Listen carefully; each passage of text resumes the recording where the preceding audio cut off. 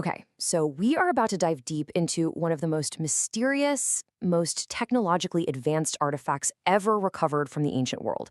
Seriously, this is a story about a sunken treasure, a 100-year-long detective story, and a piece of tech so far ahead of its time, it feels like it just shouldn't exist. This is the incredible story of the Antikythera Mechanism. Now, that's a quote from Professor Michael Edmonds, one of the key researchers who studied this thing. And look, he is not exaggerating. I mean, think about it. The Mona Lisa is a priceless masterpiece of art, right? But this device, this thing, challenges our entire understanding of what the ancient world was capable of. It completely rewrites the timeline of human innovation. So, what could possibly make a corroded lump of metal more valuable than a Da Vinci? Well, let's find out. So, part one, a mystery from the deep. Our story doesn't start in some lab or a library. No, it begins at the bottom of the Aegean Sea. And this isn't just some neat archaeological find. You should think of it more like a cold case. It's a mystery that kicked off more than a century ago, all because of a chance discovery during a really violent storm.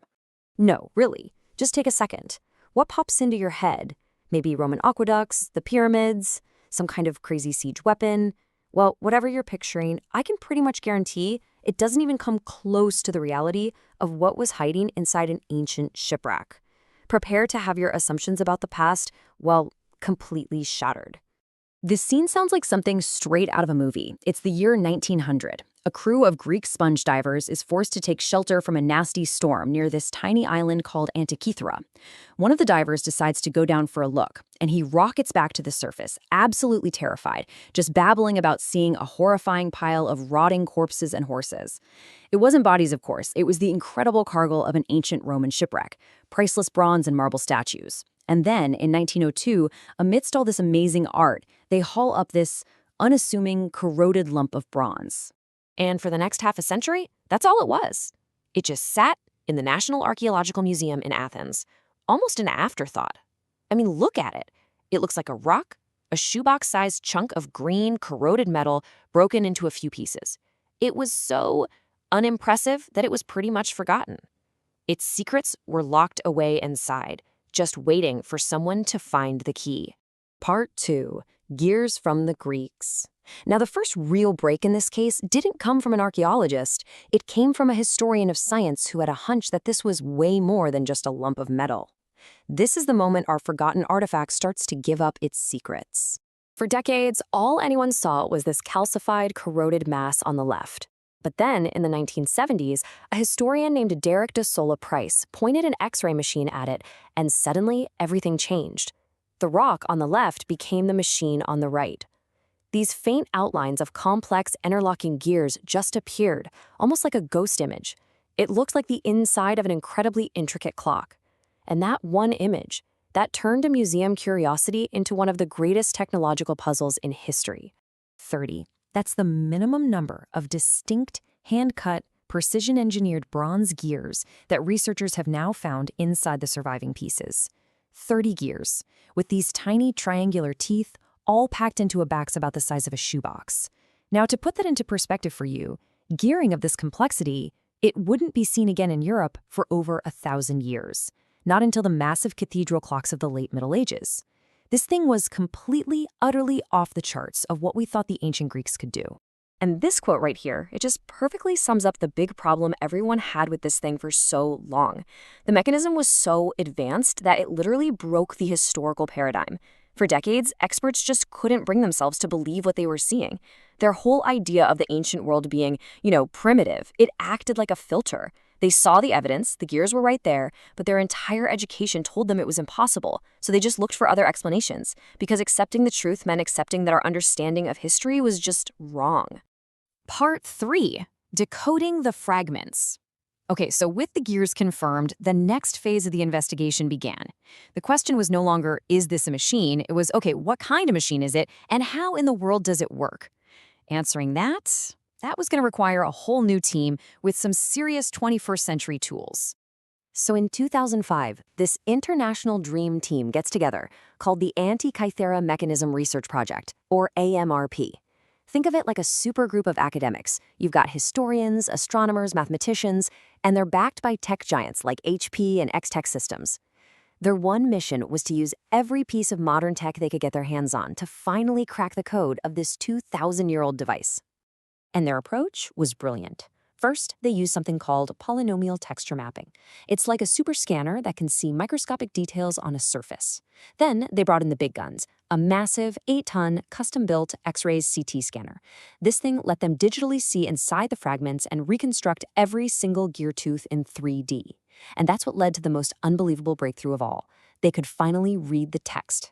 Thousands of characters of tiny Greek writing, basically a user manual, had been engraved all over the device, hidden from sight for 2 millennia.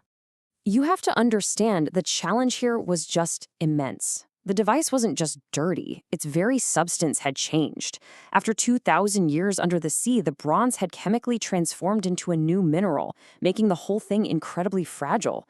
The gears inside were basically ghosts, preserved in their exact positions but as brittle as chalk. You couldn't possibly take it apart. The only way to see inside was with light and X-rays. And from those incredible CT scans, the team confirmed something that is still just mind-blowing. The mechanism used epicyclic gearing. Now, this isn't your simple clockwork.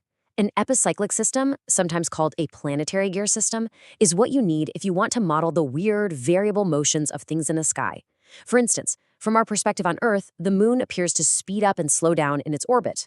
To mimic that with gears, you need one gear to literally ride on top of another gear in this complex dance.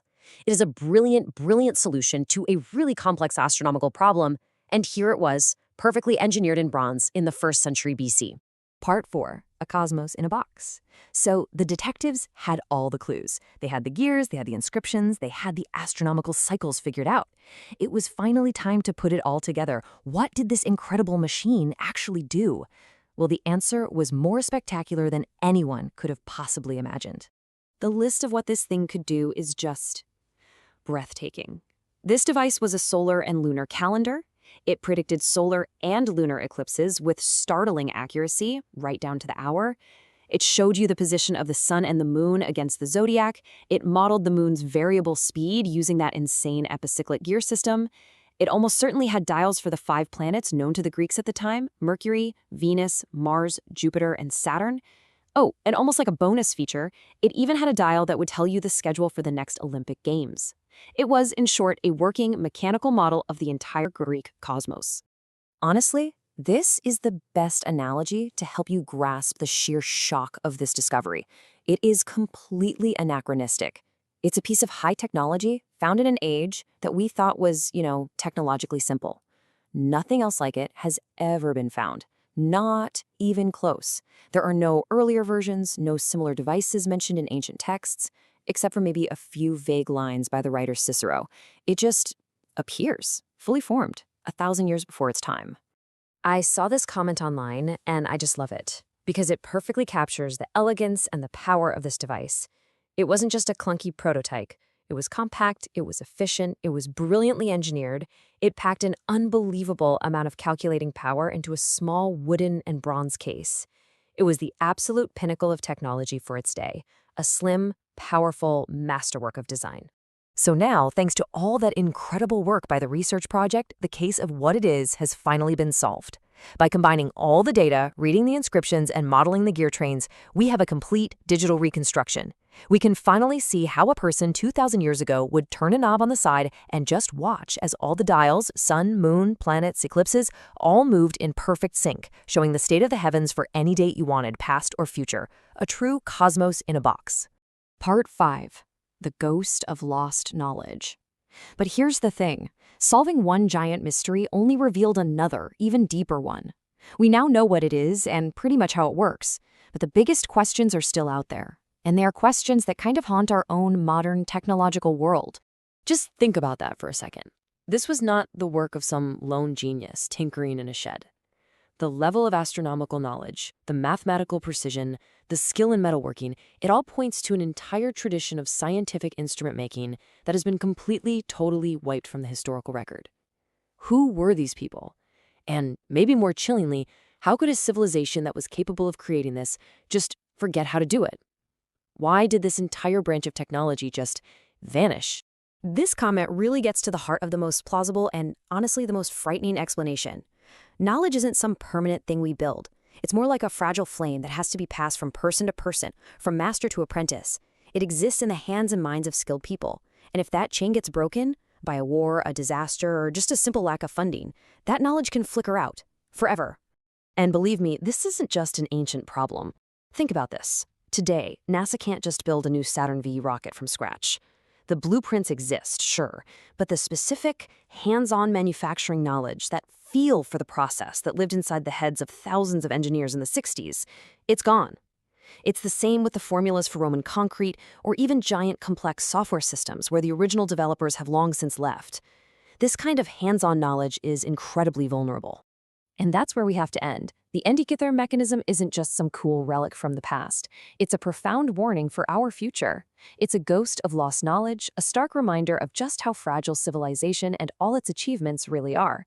It forces us to ask, 2,000 years from now, when archaeologists are sifting through the digital rest of our world, what essential masterpiece of our time will they be utterly baffled by? What have we built that is so complex, so specialized that its very existence will seem impossible to them? And what crucial knowledge are we at risk of losing right now with just the passing of a single generation?